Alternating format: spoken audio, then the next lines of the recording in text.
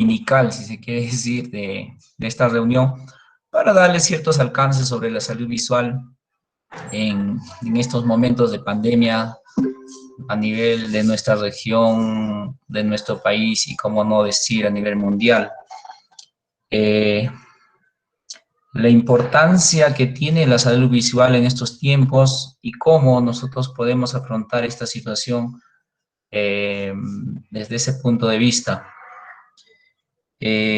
Para algunos que no me conocen, bueno, ya me han presentado, ya algunos de repente he tenido la oportunidad de haber ya brindado algunas ponencias, algunas clases en la universidad.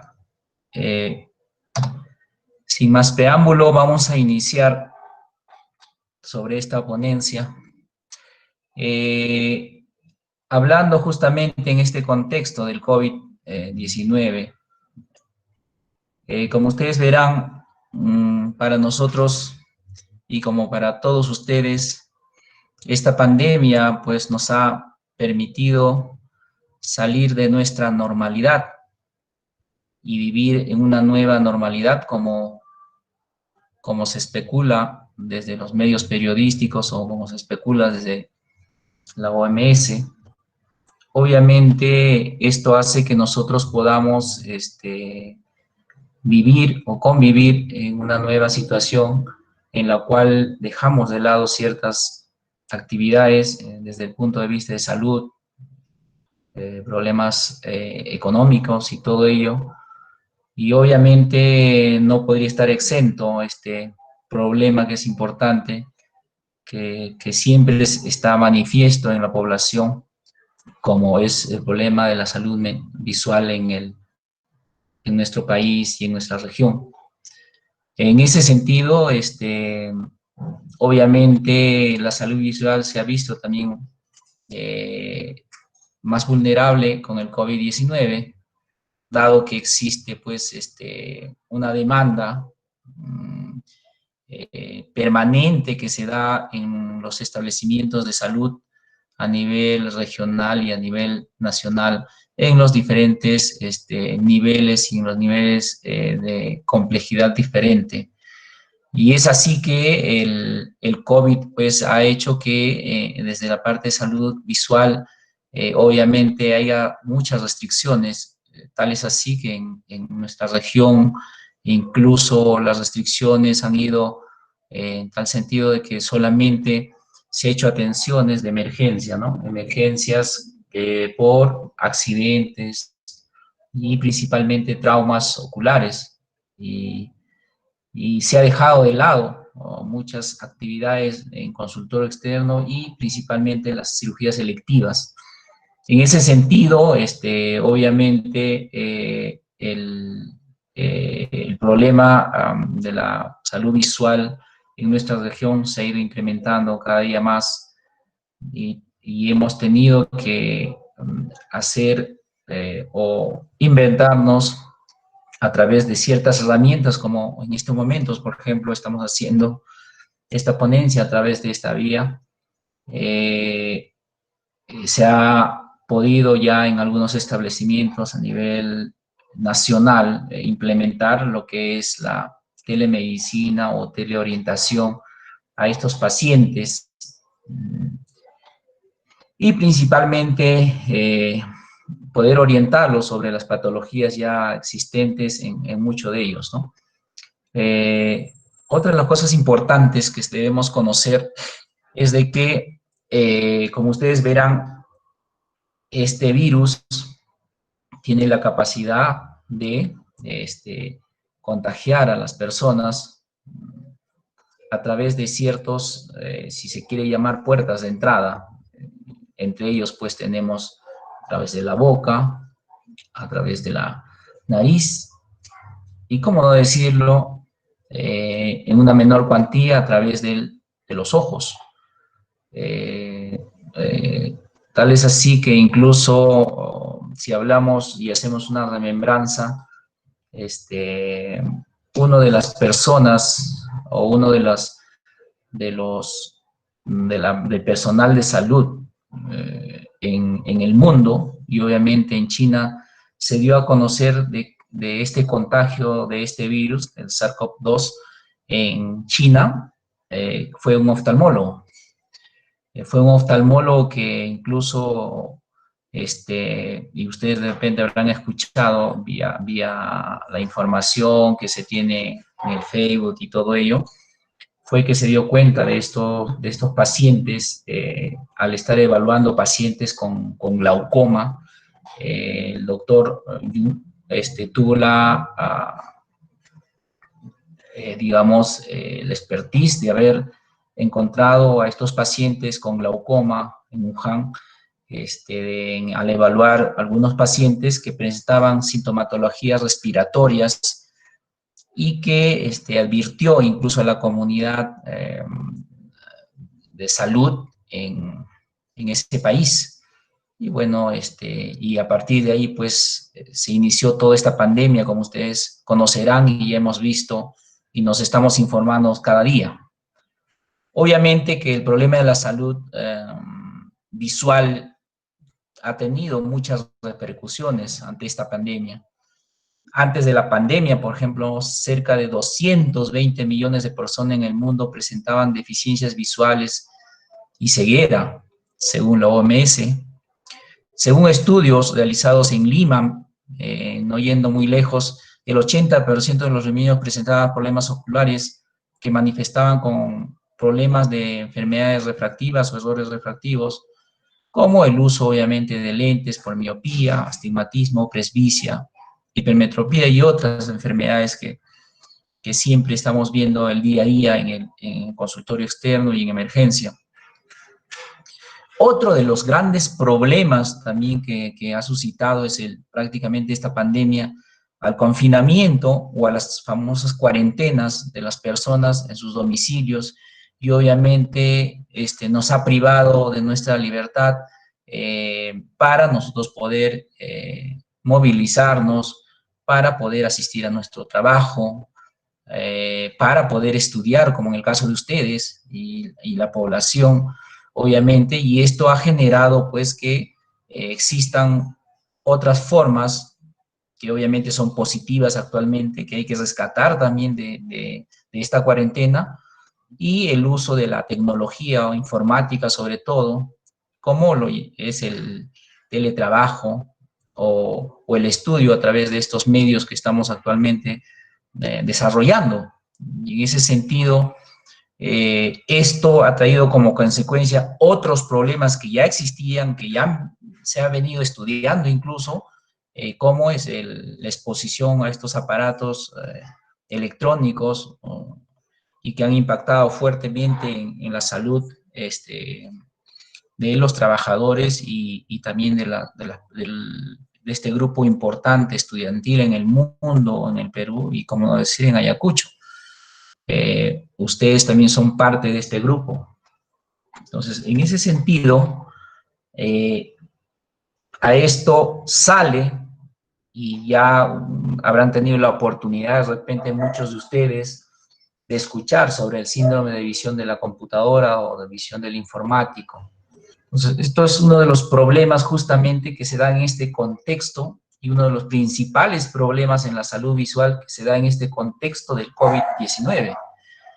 Entonces, es donde viene y empieza a desarrollarse este tipo de problemas, y obviamente esto ya se venía haciendo estudios. Existen ya algunos estudios hechos en otros países y también estudios en Lima, y actualmente estamos haciendo algunos estudios, y algunos de ustedes ya tendrán conocimiento de repente que se está haciendo un estudio como una tesis de algunos de sus compañeros del quinto año, que están haciendo esto, justamente, del sexto, que están haciendo este trabajo y espero que ustedes puedan colaborar, porque es importante que desarrollemos este tipo de trabajos acá en nuestra región, y va a ser uno de ellos, y obviamente va a ayudar a la comunidad científica para poder nosotros qué hacer frente a este tipo de problemas. Si bien la informática es una herramienta importante hoy en día, pero tiene sus consecuencias en la salud,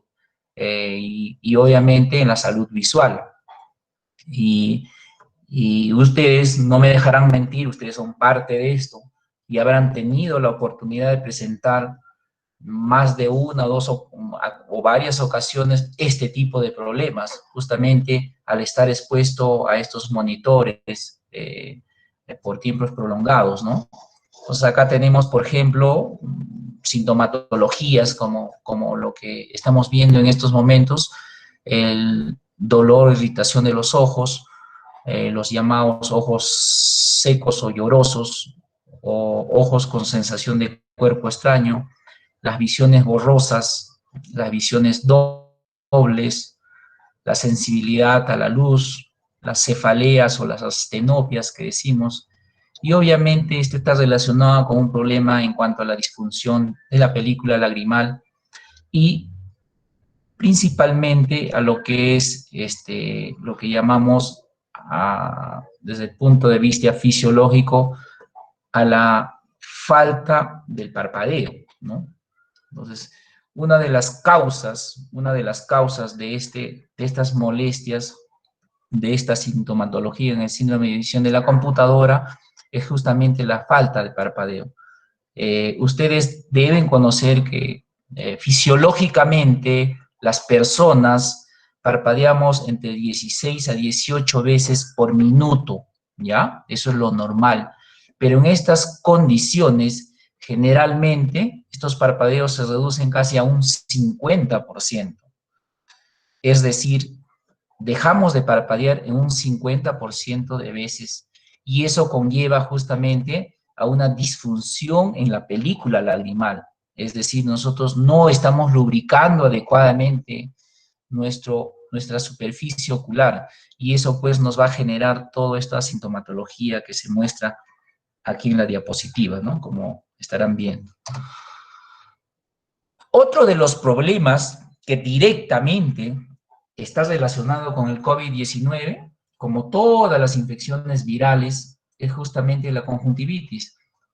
De manera directa o de manera indirecta, al ingresar este virus, obviamente existen también algunos receptores en el ojo, principalmente a nivel de la retina, a nivel de los vasos de la uvea, existen receptores para el ingreso de este virus y obviamente también va a generar este tipo de problemas. Como todos los virus, van a presentar cierta sintomatología. No solamente se trata de, obviamente, la conjuntivitis viral por COVID, sino puede ser las conjuntivitis virales por los resfríos comunes, por la gripe, etcétera, etcétera, que puede generar este tipo de sintomatología. Pero en tiempos de pandemia, nosotros hay que descartar, lógicamente, ¿no? Siempre hay que descartar que podría ser por el COVID-19. Y esto, conjuntamente con toda la sintomatología respiratoria que puede haber y la sintomatología digestiva que también produce el COVID-19, vamos a también hacer un diagnóstico diferencial. Y es así que muchas veces algunos pacientes llegan con este problema. Pero como ustedes, hay que hacer siempre un diagnóstico diferencial entre las conjuntivitis bacterianas, como ya les siempre repetía a los muchachos que he tenido la oportunidad de ya enseñarles en el curso de oftalmología, siempre hay que hacer nuestro diagnóstico diferencial. Y ese diagnóstico diferencial entre las infecciones bacterianas y las infecciones virales principalmente. Entonces, entre ellos, uno de los síntomas importantes o las formas de evaluar es que las secreciones, por ejemplo, en las infecciones bacterianas pueden ser de una secreción de un aspecto amarillento o verdoso, ¿sí? Y en las infecciones virales, las secreciones son transparentes, blanquecinas. Entonces, eso nos hace un diagnóstico diferencial. Y al examen nosotros podemos evaluar, ya al examen de la microscopía, nosotros decimos a través de una lámpara de hendidura, y eso hecho por el oftalmólogo, obviamente, lo que son en el caso de las bacterias van a existir las papilas, y en el caso de los virus van a existir los folículos, ¿no? Y es importante esto, en el caso de los problemas virales, y esto siempre hay que tener en cuenta, muchachos, ustedes que están en formación, siempre tener en cuenta que las infecciones virales, en la mayoría de los casos, pues, se trata con sintomáticos, ¿no? Medicamentos que tratan los síntomas. En el caso de las bacterianas, obviamente buscando el agente etiológico hay que darle tratamiento, sean en gram positivos, sean anaerobios, gram negativos, sean por hongos también en algunos casos, puede haber parásitos, etcétera, etcétera. En el caso de los virales damos también sintomáticos, ¿no? Entonces, y la mayoría de los casos se autolimitan en el tiempo. Para esta situación, obviamente, en tiempos de COVID, la forma de hacer un diagnóstico ya definitivo, si se tratara de una conjuntivitis por COVID, obviamente ya someteríamos a un examen examen de laboratorio, ¿no? Donde nos podría confirmar a través de un examen, en este caso molecular. Entonces, de la secreción, obviamente, vamos a poder observar, pero se observa generalmente en porcentajes mínimos. O sea, los porcentajes que se han observado en los estudios hasta el día de hoy nos manifiestan que generalmente es en el 1 a 3% de la población en general que ha sido infectado, donde se ha podido encontrar positivo a estos casos, ¿no? Entonces, por eso es importante también la clínica.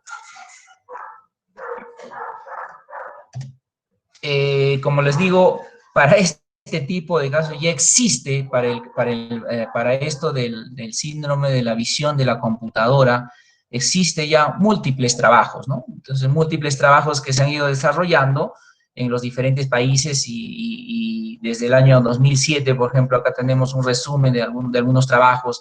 Últimamente tenemos el 2013, algunos estudios en la cual concluyen la mayoría de los casos en resumen de estos trabajos, nos dice que el problema del síndrome de la visión de la computadora se va a dar por la exposición, el mayor tiempo de la exposición a este tipo de aparatos. Entonces, se dice que más o menos se va a manifestar en el tiempo, y el tiempo más o menos se refiere a mayor de 5 horas, ¿no? Y muchos de ustedes que son estudiantes y muchas de las personas que están realizando en estos momentos teletrabajo desde sus domicilios, obviamente están expuestos a más de 5 horas y por lo tanto estaremos viendo que ahí existe una alta incidencia de este tipo de trastornos, si se quiere decir, del sistema visual. Entonces, por eso es importante y por eso lo ponía justamente esta tarde, esta situación, para que nosotros podamos entender la magnitud que nos está trayendo este problema del COVID en estos pacientes, en estas personas que estamos justamente expuestos por tiempos prolongados, por el trabajo, por el estudio, etcétera, etcétera, y que nosotros, como profesionales de salud, deberíamos realizar algunas acciones de promoción, prevención, para de alguna forma disminuir estos problemas, ¿no? Ya algunas empresas, algunas instituciones ya los hacen, ya se dictan charlas incluso para trabajadores de este tipo, para de alguna manera mitigar la sintomatología, dado que esto puede generar también una disminución en el desempeño laboral, en el desempeño estudiantil de las personas, y obviamente no poder asistir a un establecimiento donde pueda ser medicado o orientado por un especialista en el área, ¿no? Entonces, pero como médicos generales y ustedes como estudiantes están ya en la capacidad de hacer la promoción de la salud, la prevención, que es muy importante, y poder orientar también a sus familiares, a las personas con quien están ustedes en el día a día, orientarlos que esto es prácticamente y que no necesariamente está orientado a nosotros a hacer uso y a veces abuso de estos algunos aparatos como aparatos ópticos como los lentes que nos va a poder solucionar. No es así. O sea, quiero descartar eso, que no, los lentes no nos va a solucionar este problema, ¿ya? y vamos a seguir avanzando y le voy a explicar el por qué no, ¿ya? En estos estudios se ha visto, en muchos de estos estudios lo que se ha visto es cuáles son principalmente estas sintomatologías, ¿no? Como ya los mencionaba en las diapositivas anteriores, principalmente es el enrojecimiento del ojo, ¿no? Si vemos acá, principalmente es el enrojecimiento de ojo, ¿ya? Tenemos también otras sintomatologías como la molestia al realizar, al ver la luz, las fotofobias, puede también presentarse cefaleas, ¿no? Algunas cefaleas, dolores de cabeza, también puede presentarse una visión borrosa, en algunos casos, no solamente sintomatología ocular, sino también por la posición del paciente, algunas sintomatologías de tipo contracturas a nivel y obviamente dolores en la espalda, hombro, cuello, sensación de cuerpo extraño, lagrimeo, etcétera, etcétera. Entonces, todas estas sintomatologías se van a presentar en este tipo de pacientes, ¿no? Entonces, por eso es importante que nosotros conozcamos cuando las personas nos manifestaran o nos manifiestan este tipo de sintomatología, entonces podemos presentar, podemos decir que estamos frente a un síndrome de visión de computadora, obviamente, o en algunos casos llaman visión del informático, y esto, obviamente, hay que nosotros poder orientar o aconsejar qué es lo que debemos hacer. Algunas veces algunos lo manifiestan como una fatiga o lo llaman como una fatiga ocular, ¿no? Entonces, esto, como le decía, ¿qué sintomatologías presenta, ¿no? Dolor de cabeza al usar la computadora, ojos irritados, visión borrosa, visión doble, cambios de la percepción del color, dificultad ver a larga distancia y todos estos síntomas, ¿no? Entonces, ¿qué cosas nosotros podemos sugerir en estos casos, en estas condiciones? ¿Qué debemos sugerir? Uno, parte de lo que nosotros, es importante el confort que debe tener las personas al estar frente a estos aparatos. No solamente estamos hablando de una pantalla de televisión, de la computadora, sino también existen otros aparatos, como en estos momentos muchos de ustedes deben estar haciendo uso del celular, de la tablet, y todo ello, y para eso es importante nosotros, en principio, tener un ambiente adecuado, y ese ambiente adecuado debe ser un ambiente iluminado, ¿no? Un ambiente iluminado, debemos tener un ambiente ventilado, por supuesto. La posición que debemos tomar sobre estos aparatos debe ser de frente, ¿no? No agacharse, eso va a generar que evitemos ciertas contracturas de algunos músculos, la posición de sentarse, como se muestra en la imagen, es importante. La distancia entre el ojo y este aparato también debe ser, dependiendo, en caso de una pantalla de computadora, debería ser más allá de los 60 centímetros. En el caso de un celular o una tablet, más o menos debe ser un poco menos, obviamente de 30 a 50, como si fuera un libro. Entonces, debemos bajarle un poco el brillo de los monitores, también es importante. Y, como les dije en un principio, uno de los problemas fundamentales es la disminución del parpadeo. Es decir, si hay una disminución en el parpadeo, ¿qué es lo que debemos hacer? Parpadear voluntariamente. Eso nos va a ayudar a que nosotros tengamos que, de alguna forma, lubricar el ojo, ¿no? Entonces, y eso debemos hacer constantemente, ¿no? Durante nuestro trabajo. Entonces, lo otro que nosotros también siempre orientamos es el descanso, ¿no?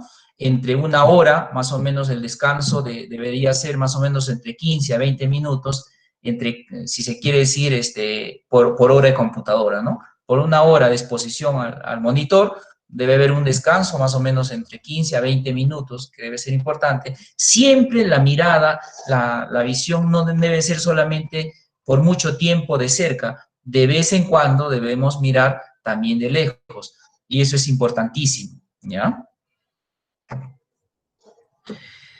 Como ustedes verán, el problema de la salud visual no solamente está relacionado a este tema, sino los problemas, como les decía, existen millones de personas en el mundo que en estos momentos justamente se está dejando de lado tratar muchas de las enfermedades. Una de las enfermedades que se está dejando de tratar justamente son estas enfermedades y las que generalmente afectan mucho, en un porcentaje mucho más alto en el mundo, son las cataratas o las opacidades de cristalino. También vamos a tener en segundo grupo, importantísimo también, a los errores refractivos, a lo que ya muchos de nosotros conocemos o sabemos que son las personas que hacen uso de estos aparatos ópticos, que son los lentes, por ejemplo, ¿no? Sean los lentes ópticos, sean las lentes, las lentes a través de las cirugías refractivas y todo eso que corregimos, ¿no? Estos errores refractivos, ¿no? También vamos a tener otra de las causas, no menor, como se trata del glaucoma. Sabemos que el glaucoma es una enfermedad silenciosa y que muchas veces son detectadas en consultorio, obviamente por el especialista, y no solo por el especialista oftalmólogo general, sino por el glaucomatólogo incluso. A veces se nos pasa, ¿no? Hacer un diagnóstico de este tipo de patologías. Otra de las patologías es la degeneración macular relacionada a la edad, las opacidades corneales, los otros problemas no menores, que son también importantísimos, son las retinopatías relacionadas a enfermedades metabólicas como la diabetes, enfermedades sistémicas como la retinopatía hipertensiva y otras de las grandes enfermedades de los grupos también acá vamos a ver las enfermedades infecciosas, por qué no decirlo, en nuestra región existen muchos casos de uveitis por enfermedades como la toxoplasma, la TB, la sífilis, la misma SIDA y obviamente, y todos ellos pueden repercutir en la salud visual, ¿no? Entonces, por eso es importante conocer todo lo que estamos dejando de lado en estos momentos a raíz de este problema del COVID-19. Entonces, en primer orden, tenemos justamente a lo que son los errores refractivos y que debemos tener mucho en cuenta tratándose de que estos problemas de errores refractivos se pueden hacer diagnóstico a temprana edad.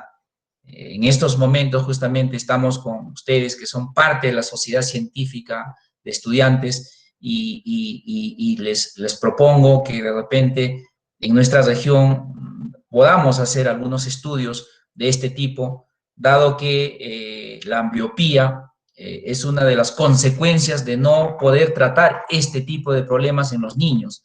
Y la ambliopía es básicamente es una discapacidad que se genera en los niños, sea en uno o dos ojos, o una limitante que se va a dar en el futuro a estos niños que no han sido corregidos oportunamente, y principalmente en la edad de, obviamente, antes de los 11 años, ¿no? Entonces, de 2 a 11 años, según lo que se hacen los estudios, se ve que en esas edades es importante nosotros poder tratar este tipo de problemas.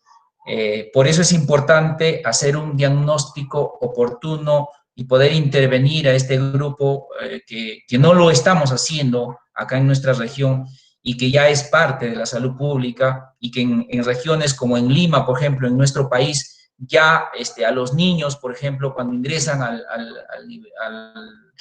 nivel escolar, estos niños ya pasan por un examen oftalmológico, un examen para ver justamente el problema de la visión, un examen por otorrinolaringología para ver los problemas de audición y por el pediatra para ver el problema nutricional y el problema de la anemia principalmente, ¿no? Entonces, esto sí debe ser importante y debe ser tomado en cuenta por ustedes para nosotros poder hacer estudios en nuestra región y más o menos ver cómo está la incidencia o la prevalencia de estos casos de ambliopía o problemas de ametropía en nuestra región para nosotros poder intervenir oportunamente. La intervención oportuna en estos casos obviamente nos va a generar que nosotros podamos evitar este problema, que es importante. Entonces, nosotros tenemos en general en nuestra, en los estudios que se vienen realizando o que se han realizado en el mundo, una gran cantidad de problemas de errores refractivos o ametropías. Y esas ametropías me estoy refiriendo, para los que todavía no entienden qué son los errores refractivos o las ametropías, me estoy refiriendo justamente a los problemas de miopía, que muchos de ustedes deben tener, problemas de hipermetropía y astigmatismo, ¿no? Entonces, principalmente a esto me estoy refiriendo. Entonces, hay un gran porcentaje de la población que presenta, es decir, en los estudios nos refieren que existe más o menos un 40% de la población que sufren de estos problemas de errores refractivos. Y de esos errores refractivos, la gran mayoría son las miopías. Si ustedes ven acá en verde, la gran mayoría son las miopías, seguido de las hipermetropías y luego el astigmatismo, ¿no? Entonces, eso es importante que nosotros podamos, y por eso es importante la intervención temprana, ¿no? Por estos problemas que existen. Otro de los problemas importantes y no menor está relacionado a las enfermedades como es la ceguera, que es una de las principales causas de ceguera, como es la catarata, ¿no? La catarata viene a ser a nivel de Perú y a nivel mundial como una de las primeras causas de ceguera reversible, ojo, ceguera reversible en el mundo, que causa este tipo de problemas y que felizmente existe toda la tecnología en nuestro país y en el mundo para poder nosotros afrontar este problema. Tal es así que en el Perú existe un programa a través del Ministerio de Salud y a través de las instituciones de salud en la cual se brinda tratamiento de manera gratuita para poder operar este tipo de problemas. O sea, el tratamiento básicamente de este tipo de problemas es la cirugía. No hay tratamiento médico para esto, pero felizmente existe todas las herramientas o toda la tecnología en nuestro país y en nuestra región para nosotros poder revertir este problema. Entonces, uno de los factores o una de las causas de este tipo de problema generalmente es la edad, ¿ya? Está relacionado directamente con la edad. Y eso no quiere decir que me estoy refiriendo específicamente a la edad adulta o adulta mayor, sino también que este problema se puede presentar en edades, obviamente en menor cuantía, en edades incluso desde el nacimiento, ¿no? Hay lo que llamamos las cataratas congénitas, ¿no? Entonces, hay congénitas, hay las preseniles que se pueden dar en la adolescencia, se pueden dar en la juventud, por otras causas ya secundarias, ¿no? Causas secundarias que son postraumáticas, por ejemplo, y comúnmente, justamente, estas causas son las que hemos estado atendiendo en estos tiempos de COVID, pacientes postraumáticos, sean niños, adolescentes o personas en actividad en la cual están exentos a que puedan, o en la cual están expuestos a que puedan tener algún tipo de accidente y nosotros poder darle una solución, ¿no? Entonces, otra de las causas también son las exposiciones a radiaciones, administración de fármacos, ¿sí? Administración de fármacos. Ahora que estamos haciendo uso y abuso de algunos fármacos, incluso automedicándonos por este problema del COVID, el uso de los corticoides, por ejemplo, muchos de ellos están saliendo incluso dentro de lo que se utiliza como fármaco para pacientes con COVID, para no llegar a grados moderados o severos, pero que muchas de las personas han estado haciendo uso y abuso de estos medicamentos. Y como también algunos fármacos que no necesariamente han llevado a la catarata, como el uso de la hidroxicloroquina, como los antimaláricos, que no solamente que obviamente no causan catarata, pero sí pueden causar otros problemas en la retina, ¿no? Que también se estaba haciendo uso y abuso de estos fármacos. Por eso la importancia y la orientación que se debe dar a la población. Existen, como le digo, estos factores de riesgo, que es la edad avanzada, enfermedades metabólicas, por supuesto, que vemos mucho en nuestra población, no solamente en la población de países desarrollados, ¿no? Donde hay alto grado de obesidad, sino que también en nuestra población ya se está dando en aproximadamente un 8% de pacientes con diabetes, y obviamente estamos viendo cataratas en pacientes preseniles. Estamos viendo problemas de catarata, antecedentes familiares, como les decía, en el caso de las cataratas congénitas, ¿sí? Prolongación, exposición a la luz solar. Por eso acá viene la importancia también del uso de lentes con protección UV, el tabaquismo, la obesidad, la hipertensión, los traumatismos o lesiones que pueden causar a nivel de cristalino, las cirugías oculares previas por otros problemas, como problemas en la retina, problemas en la córnea, que pueden también generar este tipo. Y el uso de los corticoides, ¿no? Por tiempos prolongados. Igualmente, otro de los problemas que existe y que no estamos dando importancia es los problemas también del glaucoma. Llamado enfermedad silenciosa. El glaucoma es una enfermedad, como les decía en un momento en el cuadro inicial que les puse, las patologías frecuentes que estamos dejando de atender. Esta enfermedad prácticamente ya representa casi en un 2% de nuestra población. Aparentemente pareciera que fuera poco, pero ya se está convirtiendo en un problema debido a que no podemos a veces en un primer momento hacer un diagnóstico oportuno. El diagnóstico oportuno, y a veces, muchas veces, e incluso por el mismo profesional de oftalmología, si no tiene un expertise o un estudio minucioso, obviamente se le puede pasar este tipo de enfermedades, dado que el glaucoma produce un tipo de ceguera, pero en este caso no reversible, sino una ceguera irreversible. Y eso es un problema justamente que causa una neuropatía de tipo degenerativa, ¿no?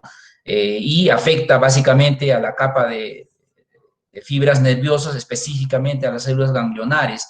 Son las que mueren y poco a poco va uno perdiendo la visión del campo visual, ¿no? Entonces, y esto está relacionado principalmente a la herencia. O sea, es decir, cuando nosotros tenemos padres con problemas de glaucoma, por eso es importante para los jóvenes que están ahorita ya ingresando al área de semiología y a la parte clínica, es importante considerar en nuestra historia clínica y preguntar también los antecedentes familiares, no solamente para el caso de glaucoma, en general para todas las patologías. Entonces, eso es importante, el uso de los fármacos, enfermedades sistémicas como la diabetes, la hipertensión, etcétera, etcétera, también van a hacer que esto se incremente, este problema. Entonces, el uso de corticosteroides, y relacionado siempre a mayores, acá nos menciona 60 años, pero es importante que hacer ya un tamizaje en consultorio, no solo a partir de los 60, sino a partir de los 40 años, para todas las enfermedades oftalmológicas en general, ¿no? Por eso es importante considerar esto. Entonces, no hay mucha sintomatología. Los pacientes cuando ya presentan sintomatología es porque ya prácticamente la mayoría de los casos ya vienen en grados ya muy avanzados, ¿no? En grados muy avanzados. Obviamente esta sintomatología está relacionada más para el glaucoma agudo, ¿ya? Visión borrosa, dolor de ojos y de cabeza, náuseas y vómitos, aparición de halos, como es para el tipo de glaucoma agudo. En general, el mayor porcentaje de glaucoma es el glaucoma de ángulo abierto, ¿no? Crónico de ángulo abierto, que decimos. Entonces, esto es lo que generalmente no presenta sintomatología. Otro de los problemas que también se manifiestan y que a veces está pasando desapercibido son los problemas de degeneración macular relacionada a la edad. Y quienes justamente están en riesgo, y esto está directamente relacionado con problemas de la edad. Al igual que el glaucoma también va a depender mucho de las enfermedades sistémicas, como la diabetes, la hipertensión, los casos de pacientes fumadores.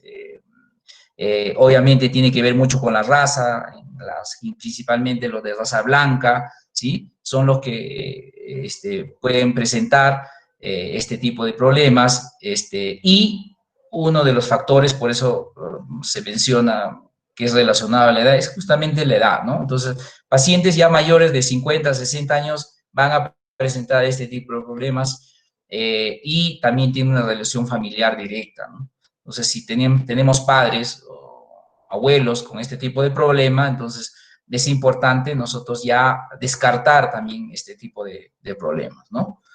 Y más o menos esto es la imagen que nosotros podemos observar, ¿sí? O lo que el paciente nos manifiesta, ¿no? O el paciente a veces nos manifiesta y nos dice, doctor, no puedo ver el rostro de mis familiares, o sea, no le puedo ver la cara, no le puedo ver los ojos, la nariz, le puedo ver la oreja, o sea, hay un compromiso de la visión central y mantiene de cierta manera la visión periférica.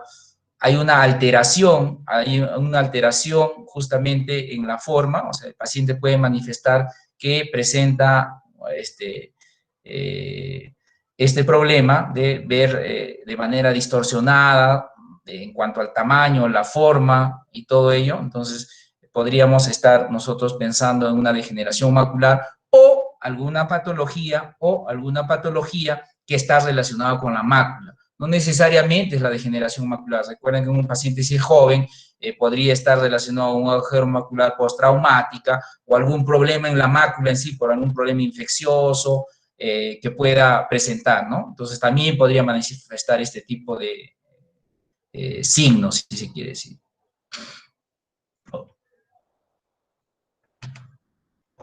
Otro de los problemas que no debemos dejar de lado también es justamente los problemas de la retinopatía diabética, ¿no? Los problemas de retinopatía diabética es importante y ustedes que ya han llevado la fisiopatología saben que estos problemas principalmente en la retinopatía diabética afectan la microvasculatura, ¿no? Y obviamente tenemos una gran microvasculatura a nivel de la retina, entonces es justamente donde afecta principalmente en el sistema ocular. En el sistema ocular afecta a la retina y también puede producir, como les decía, algún problema degenerativo a nivel cristalino, con opacidad en edades tempranas, puede producir también catarata. Pero el problema, bueno, ustedes sabrán y ya me entendieron que la catarata tiene una solución quirúrgica, pero la retinopatía diabética que afecta, justamente la diabetes que afecta a la retina, obviamente el tratamiento no solamente se basa en poder, a través de una cirugía, sino también en el control metabólico, que es importante. Entonces, porque va a haber un problema catastrófico a nivel de la retina, como vemos acá en los estudios de fondo de ojo, que es importante, retinopatías leves, en la cual vamos a encontrar hemorragias intrarretinales, exudados, y en las retinopatías moderadas también vamos a encontrar hemorragias ya casi en todos los cuadrantes, y también vamos a encontrar exudados, pero también vamos a encontrar neovasos, arroceramiento venoso, decimos. Entonces, y en las retinopatías ya avanzadas podemos encontrar ya hemorragias subhialoideas y obviamente vascularización, neovasos a nivel peripapilar, ya con compromiso, incluso pueden llevar a un desprendimiento de retina con la consecuencia de producir incluso una ceguera en el ojo. Entonces, por eso es importante nosotros poder hacer un diagnóstico de este tipo de enfermedad.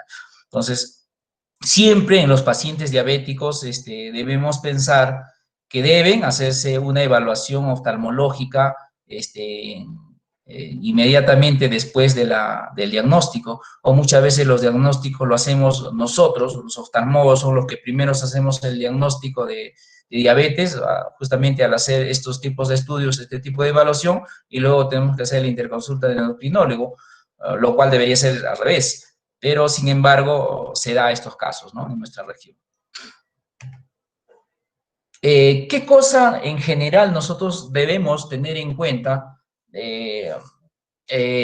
para nosotros poder evitar ciertos problemas en nuestra salud ocular en general, ¿no? Si bien les he hecho un poco de resumen de las principales patologías, obviamente el tema de oftalmología es un tema muy amplio, existen muchas enfermedades que no se ha puesto, no se ha tratado como debería ser. Este es prácticamente como una charla para más o menos entender el problema de la salud visual, justamente en esta semana de la salud visual en el mundo, y estamos un poco dejando de lado, dado que este órgano es un órgano importantísimo para nosotros poder desempeñarnos de alguna manera, si se quiere decir, en cuanto a poder nosotros, poder nosotros en la sociedad, poder afrontar los problemas, poder socializar, poder hacer muchas actividades. Es un órgano, es un sentido muy importante, y por qué no decirlo, el más importante de todos los sentidos, porque justamente el ojo nos permite desarrollarnos de manera importante en cuanto a nuestro desempeño en todo sentido. Entonces, la importancia que tiene la salud visual en las personas, y por eso debemos tener en cuenta, y para eso debemos estar preparados y estar preparándonos en el futuro. Ustedes como médicos que van a salir deben conocer muy bien y deben saber algo de lo que es la salud visual, ¿no? No dejar de lado y solamente pensar, como muchos, solamente pensamos y llamamos cursos importantes a otros cursos, y a veces dejamos de lado esta parte de lo que es la salud visual, que no necesariamente está relacionado. La salud visual, como les diría, no solamente está relacionado al área exclusivamente quirúrgico, ¿ya? O sea, a veces hay un malentendido ahí en esa parte. Recuerda que la salud visual no solamente se basa en darle una solución a través de la cirugía, sino que nosotros hacemos, en un gran porcentaje de los casos, nosotros hacemos tratamiento a través de tratamiento médico, simplemente. O sea, no esperamos todavía poder operar, sino que lo que hacemos es tratar de manera médica, y eso es en el gran porcentaje de esta especialidad, que es muy importante, ¿no? ¿Qué cosas importantes debemos conocer, no? Más o menos acá tenemos unos 10 consejos importantes en general para todo, ¿ya? Y lo que les decía siempre, para el problema de la disfunción de la película lagrimal, y por ende, para este problema que estamos presentando, que es el síndrome de la visión de computadora, lo importante ahí, lo que tenemos que hacer son los parpadeos. Estos parpadeos que debemos aconsejar, debemos hacer los parpadeos, digamos, en periodos de entre 20 a 15 minutos, unas 3, 4 veces, estos parpadeos fuertes, y obviamente luego despacio, para nosotros poder lubricar la superficie ocular. Es lo más importante. Hay que regular el brillo de estos dispositivos, que obviamente pueden generar, entendiendo por ahí que estos dispositivos eliminan un brillo, eliminan una luz azul que llaman, esto les pongo y les voy a manifestar de que a veces muchos de ustedes habrán acudido, en primer lugar, no al oftalmólogo, sino a veces acuden al óptico, ¿no? O al tecnólogo optómetra, en la cual todo paciente que va a una óptica generalmente sale con lentes. Y por ahí hay una falsa información en el sentido de decir que estos lentes son para la computadora, estos lentes son para el descanso, etcétera, etcétera, etcétera. Y esto no es así. O sea, sinceramente no es así. Generalmente no existen ese tipo de lentes que es para la computadora o para que descanse la vista. Entonces, lo que sí tenemos que hacer son algunas actividades importantes o algunas acciones importantes, como es el parpadeo, como es regular el brillo de estos aparatos. Como les decía, estos aparatos emiten una luz azul, que esto todavía está en estudio, que todavía no está corroborado científicamente de que esta luz azul genera un daño en este caso en el tiempo, como son los problemas de degeneración macular, ¿no? Entonces, estos problemas de degeneración macular en el tiempo podrían estar relacionados a esta luz azul, pero principalmente no es a la luz azul que está relacionada, sino son a las radiaciones ultravioletas, o sea, la exposición al sol es lo que sí genera y se ha visto que es un factor que va a condicionar a que se pueda desarrollar una degeneración macular. Entonces, para eso existen algunos aparatos, estos aparatos ópticos o estos lentes ópticos que filtran esta luz azul y que de alguna u otra manera pueden evitar a que se produzca este daño nocivo justamente por de lo que le digo, este tipo de generación y también problemas de catarata. Y lo que sí genera más bien esta luz azul, se dice que genera más bien alteraciones en el ritmo circadiano, es decir, alteraciones a veces en el sueño. Muchas veces las personas que están expuestas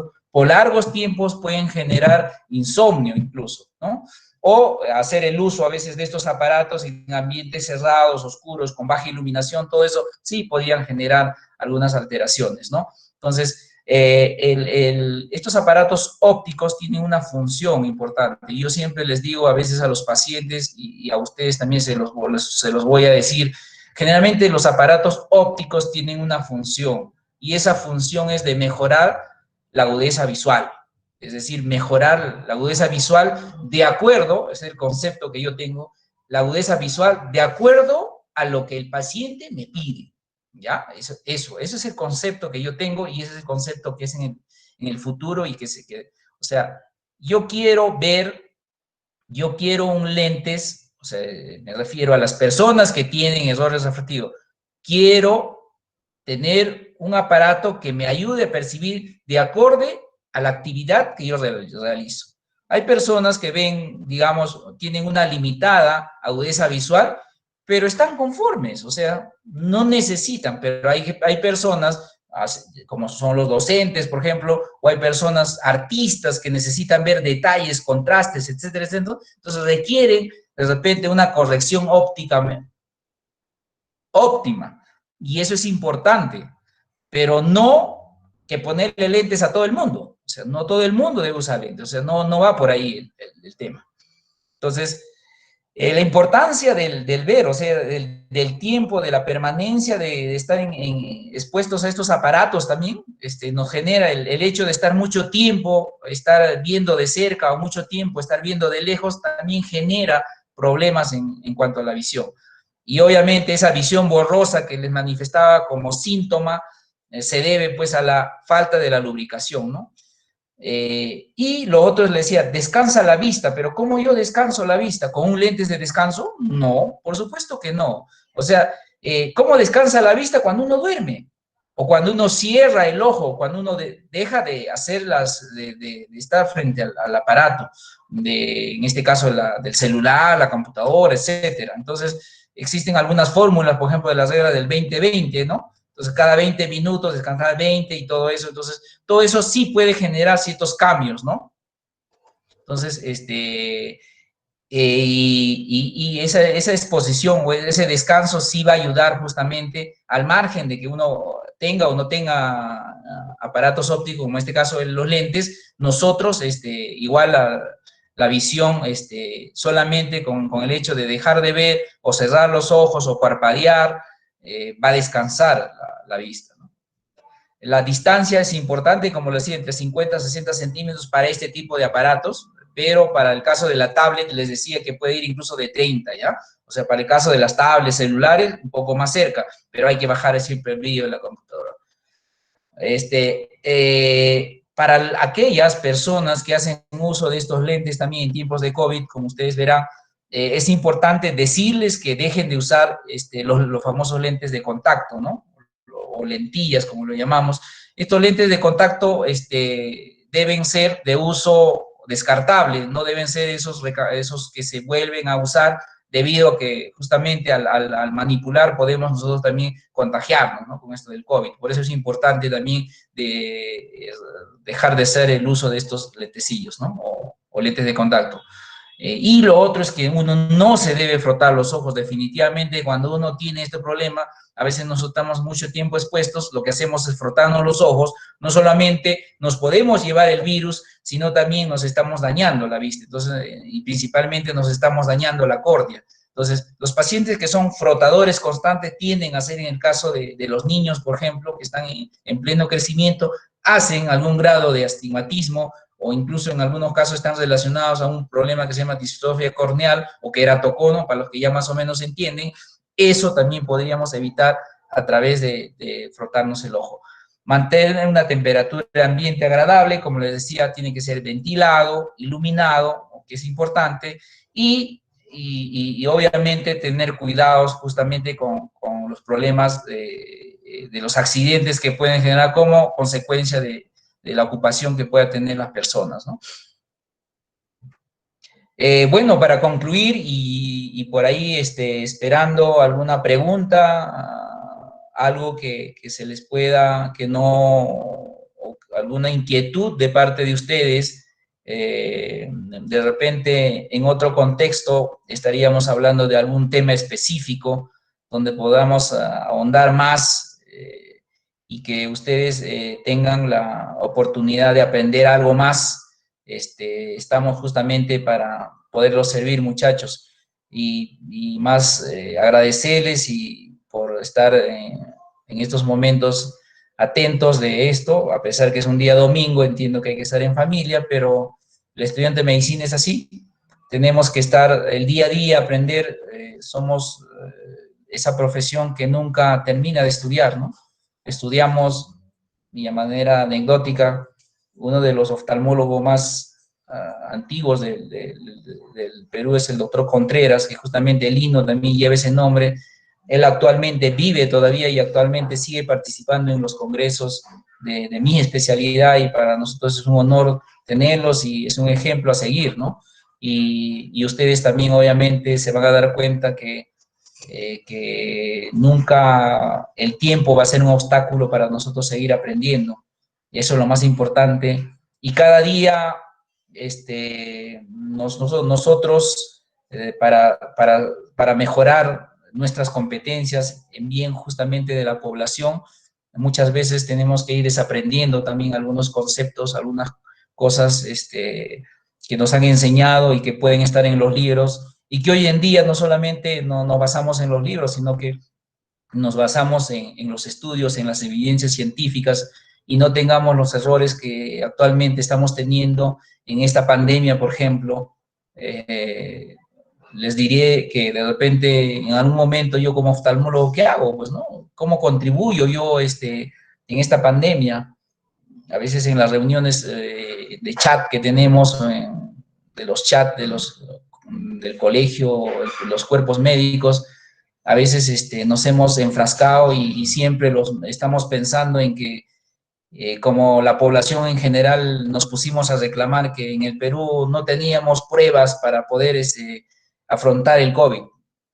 Y yo me preguntaba y decía, yo no me formé para hacer exámenes o pruebas o basarme en eso. Nosotros nos hemos formado y ustedes se están formando para no basarse en pruebas. O sea, ustedes verán que lo primero y lo mandatorio siempre va a ser las clínicas. El resto será siempre estudios de apoyo al diagnóstico, como son las pruebas de laboratorio, como son las pruebas de imagenología y todas las pruebas que puedan haber, pero simplemente serán los de apoyo al diagnóstico. Siempre va a mandar nuestra clínica y para eso tenemos que estar preparados.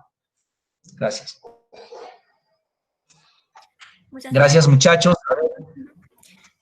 Si hubiera algunas preguntas, pueden encender sus micrófonos y también podrían escribir por el medio del chat. Vamos a dar simplemente, por favor, doctor, unos 3 minutos máximo. Lo lees las preguntas y yo les doy las respuestas, ¿sí? Ya, doctor, no hay problema. O si no, lo pueden hacer directamente, activen su micrófono, por favor, y lo podrían hacer, algo que no, o algo que quieran, de repente algún problema, ustedes como estudiantes que están afrontando de los diferentes años, o que incluso puedan tener en familia, ¿no? Y a veces no podemos, ¿qué hacer? O sea, la desesperación.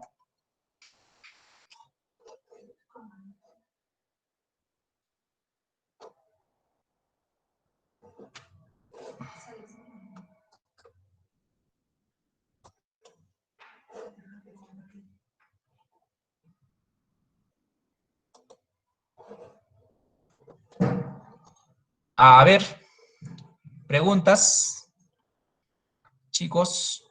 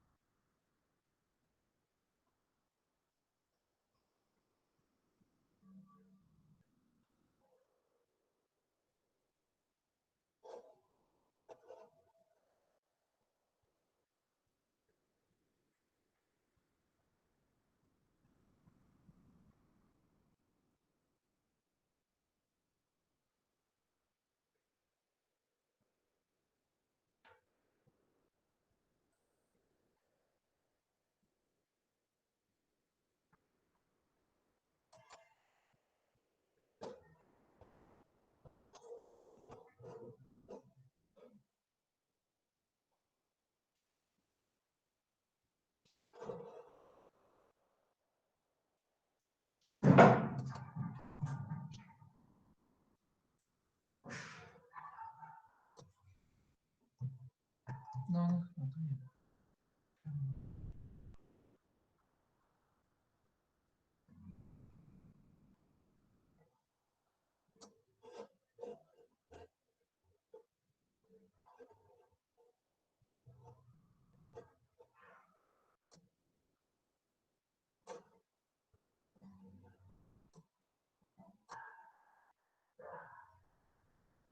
A ver, Milagritos.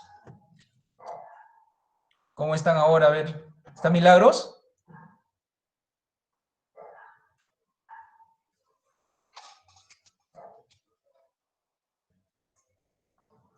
Doctor, buenas noches. ¿Me escucha? Hola, Milagritos, ¿qué tal? ¿Cómo estás? Doctor, Qué buenas bueno. noches. ¿Qué tal? ¿Cómo estás? Doctor, muchas gracias por la ponencia. En este caso, yo tengo una pregunta.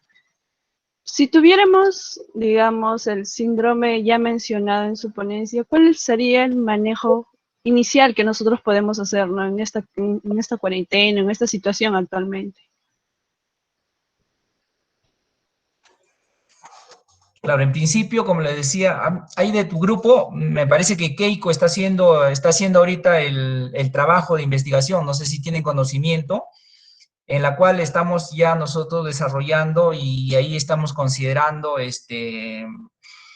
qué cosa nosotros debemos, frente a qué sintomatologías principalmente nos estamos, digamos, afrontando, cuál es el principal problema que nos manifiesta el paciente en este caso.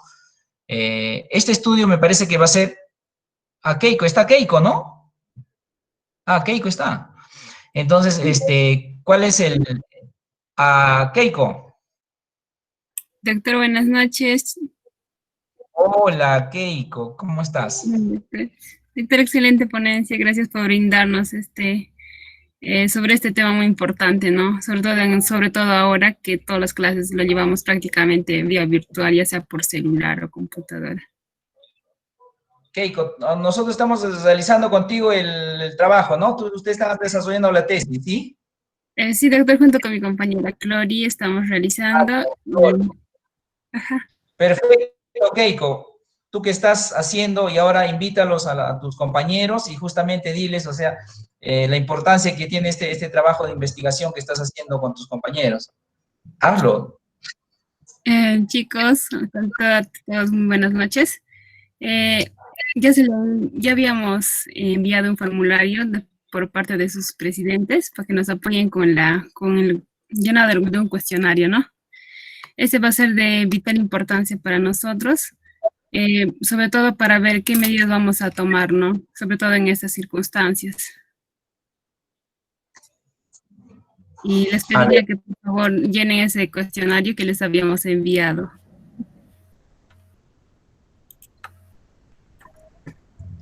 Buenas tardes, doctor. También soy parte de la investigación. Chicos, por favor, quería recalcarles también que es muy importante nosotros saber cómo está afectando el uso masivo, ¿no?, de estos aparatos de visualización de datos, como son la computadora, las laptops y todo ello. O sea, para ver cómo está afectando nuestra visión, a nuestra visión ocular y también a los síntomas ergonómicos como dolor de cabeza, dolor de espalda y todo ello, para nosotros poder plantear, ¿no?, medidas terapéuticas o incluso capacitaciones para saber más o menos cómo poder lidiar con esto, o para poder tomar medidas preventivas, ¿no? Por ello es importante que tengamos, digamos, una visión, ¿no?, de cuáles son los síntomas más frecuentes y todo, y nos van a ayudar para poder tener una visión clara, es llenando la encuesta, por favor, chicos. Apóyenme. Bueno, para complementar lo que dice Keiko y Clori, sí es importante, o sea, esto justamente ellos con gran atino han visto justamente y han sido una de las, me imagino, de las pacientes que han tenido también este síndrome, y obviamente, como les decía, en los trabajos que les presenté ahí, ya hay una relación ya directa con el tiempo de la exposición. O sea, se dice que este síndrome se manifiesta cuando ya uno tiene más de 5 horas de exposición. Recuerden que no solamente la exposición a la computadora de las 5 horas, sino que también, si ustedes ven, son las horas que están en clase, las horas que ustedes pueden estar de repente revisando sus chats o o haciendo la interrelación social que ya se hace a través vía internet, o revisar su información, las noticias y todo ello. Y obviamente muchos de nosotros superamos largamente esos 5 horas. Y obviamente el tratamiento va a ir justamente en disminuir el tiempo de la exposición y que los tiempos de exposición no sean prolongados, sino que existan intervalos de descanso. O sea, eso yo estudio 1 hora, descanso 20 minutos, estudio 1 hora, descanso 20 minutos, o sea, dejo de ver la pantalla. Es una de las formas importantes de poder afrontar este problema. Pero, y todo esto, si a pesar de todo esto no funciona, y ahí ya entra la parte justamente médica, la parte terapéutica a través de los lubricantes oculares. Como les decía, uno de los principales problemas era pues la falta de lubricación, había una disfunción en la película lagrimal y eso genera este tipo de molestia. O sea, los lubricantes es importante, el uso de los lubricantes en estos casos. Recuerden que el uso de los lubricantes no tiene un horario, sino el uso de los lubricantes es de acuerdo a esa demanda del paciente, ¿no? Hay pacientes que están constantemente y hay que decirles que sean pues cada 2, cada 4, cada 6 o cada 8, ¿no? Y no solamente pues existen signos, por eso es un síndrome, no solamente afecta al sistema visual, sino que también afecta a otros sistemas, como produce también problemas contracturales, problemas ergonómicos, como les menciona a sus compañeros, por la misma posición y todo eso va a generar también contracturas musculares, y en la cual pues va a ser importante la terapia física, probablemente el tratamiento con medicación, relajantes musculares y todo ello, ¿no? Entonces, pero no llegar a ese punto, ¿no? O sea, lo más importante es evitar justamente y con la prevención, ¿no? Decirles cómo deben sentarse, qué distancia deben estar sobre estos aparatos, cuánto tiempo deben estar y todo ello. A ver, Doctor, tenemos una pregunta de la compañera Lady Sofía Carrena Zárate. En este contexto, ¿de qué manera afecta a la salud oftalmológica el uso repetitivo de desinfectantes, como la lejía, entre otros? Por ejemplo, en el personal de limpieza de lugares concurridos, ¿y cuál sería la actitud frente a estos pacientes? perfecto, ese es un punto muy importante, ¿ve? Verán, ya para los que hemos llevado, verán para aquellos que ya hemos llevado, que ya han llevado incluso oftalmología, recuerden que todas estas sustancias químicas que actualmente estamos utilizando hoy en día en este contexto del COVID, utilizamos mucho pues los desinfectantes como la lejía, el amonio cuaternario, estamos utilizando el alcohol y todo ello. Estas sustancias, si entran en contacto con el ojo, pueden producir daños, obviamente, quemaduras químicas. Y obviamente la importancia que se debe tener en cuenta de el manipular estas sustancias, ¿no? En general. Saben que nada de estas sustancias deben ser, se deben echar pues a la cara, ¿no? Entonces, cualquier sustancia que sea mediante, ahora incluso existen esas cámaras de desinfección y que si nosotros no estamos bien cubiertos el ojo, puede llegar al ojo y puede generar daño. Y para lo cual, pues, requiere un tratamiento ya de ese tipo, o sea, el uso de los lubricantes, el uso de los antiinflamatorios, todo esto para este tipo de problemas. Entonces, lo importante es que siempre cuando usa estos desinfectantes o tengamos en la mano, no nos debemos coger el ojo, no nos debemos tocar el ojo, eso es lo más importante. Eso sea pensando en el virus o sea pensando en estos desinfectantes, ¿no? Y si vamos a entrar a estas cámaras de desinfección, por ejemplo, por el trabajo y todo eso, debemos estar protegidos. Existen lentes protectores justamente para nosotros evitar que estas sustancias, estas partículas puedan ingresar al ojo y nos puedan producir ese daño, ¿no? Algo...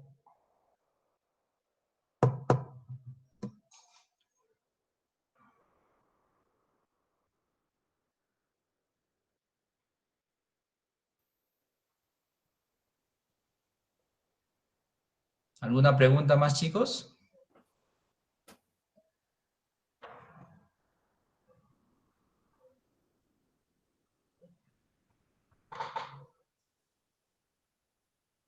Doctora, al parecer no tenemos más preguntas. Siendo así, daríamos por concluido dicha ponencia. Sin antes agradecer el tiempo prestado, su disponibilidad por parte de la sociedad, muy agradecidos. Y esperamos seguir contando con usted, ¿no? Y muy interesante la parte que dijo de la parte de investigación, que es algo que nos interesa bastante. Bueno, doctor, muchas gracias. Y chicos, no se olviden de su pase de lista y en el grupo de chat de WhatsApp está. Ya, doctor, muchas gracias. Gracias a ti por la invitación. Siempre vamos a estar para apoyarlos. Muy agradecido y siempre voy a estar la información que ustedes puedan recabar y siempre nosotros, cuando se trata de investigación en bien de la universidad y en bien de ustedes mismos y por la costumbre y por lo que nos caracteriza a los estudiantes de medicina y seguir investigando, ¿no? Estos aspectos importantes y no dejar de lado también la parte de lo que es la importancia que tiene la salud visual, ¿no? Más bien, gracias por todo y siempre vamos a estar ya, ¿no?, para poderlos apoyar. Gracias.